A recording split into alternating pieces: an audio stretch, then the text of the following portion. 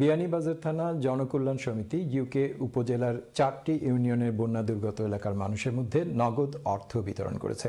এদিকে কানাইঘাট উপজেলার বন্যা দুর্গতদের মধ্যে খাদ্য সামগ্রী প্রদান করেছে ব্রিটেনে বসবাসরত বিয়ানীবাজারের আঙ্গুরা মধ্য মহল্লার প্রবাসীরা।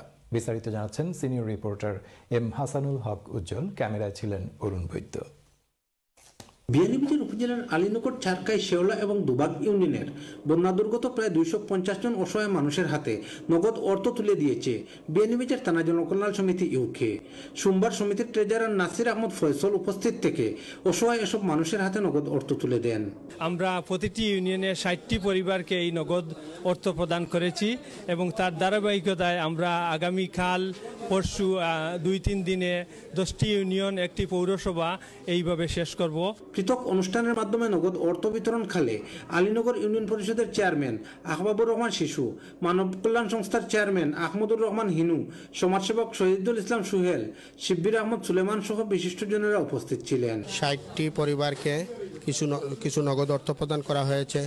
এই জন্য আমি বিয়ানীবাজার থানা জনকল্যাণ সমিতির সকল সদস্যবৃন্দকে ধন্যবাদ জানাই। আমার পক্ষ থেকে, শেওলা ইউনিয়নবাসীর পক্ষ থেকে সাধুবাদ জানাচ্ছি।